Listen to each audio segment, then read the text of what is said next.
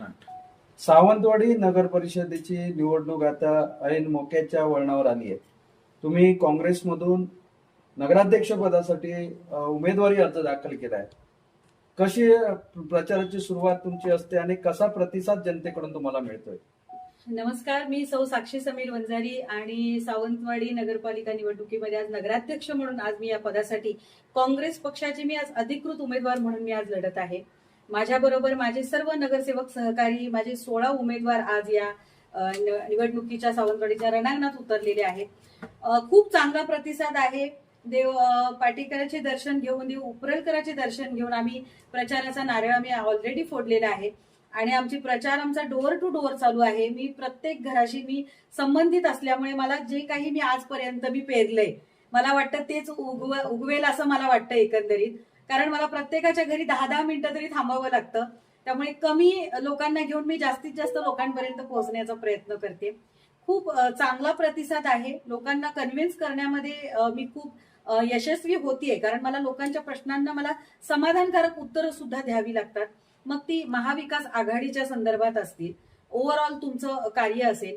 आणि एक चांगली गोष्ट अशी आहे की मी आजकाल आलेली व्यक्ती नाहीये राजकारणात. मी आज या निवडणुकीच्या रणांगणात एकमेव अशी एक महिला आहे जी राजकारणामध्ये तिने सातत्य ठेवलेलं आहे, जिने राजकारणाकडे एक समाजकारण आणि राजकारण हे एकत्रितपणे करण्याचा प्रयत्न केलेला आहे. कारण माझं असं एक वैयक्तिक मत आहे की जेव्हा एखाद्या व्यक्तीला समाजकारण करायचं असतं त्यावेळेला तिला राजकारणाच्या माध्यमातून ते जनतेपर्यंत पोहोचवताना खूप सोपं जातं. त्यामुळे अशा पद्धतीने जर तुम्ही काम केलं तर तुम्हाला समाजातली तुम्ही अनेक कामं करू शकता. याच तुम्ही आज मुलाखतीच्या निमित्ताने मला सांगावंसं वाटतं की ही निवडणूक फार महत्वाची आहे आणि सावंतवाडीकरांनी ही फार गांभीर्याने घेतलेली आहे. कारण आज काँग्रेसच्या रूपाने आज एक चांगला उत्तम पर्याय दिसतोय समोर. कारण नेहमी आम्हाला लोकांकडनं ऐकायला मिळायचं की दीपक भाईंच्या समोर कोण पर्याय नाहीये, कारण कोण ऑप्शन दिसत नाहीये. पण म्हटलं एक संधी घ्यायला हरकत नाही ना. काँग्रेस संपली म्हणतात, पण आज काँग्रेस नव्याने उभी राहतेय. कदाचित माझ्या रूपाने का असेना पण ती उभी राहतेय. याच्या निमित्ताने मला नक्कीच सांगावं असं वाटेल, जनतेला मला आवाहन करावं असं वाटेल की या निवडणुकीमध्ये तुम्ही उच्च शिक्षित, तुम्ही व्यक्ती बघून सुद्धा मतदान करावं. सत्ता कोणाची आहे बघू नका. कुठेतरी आपल्याला युवा जी पुढची जी आज पिढी आहे त्यांचं भवितव्य सुद्धा घडायचंय.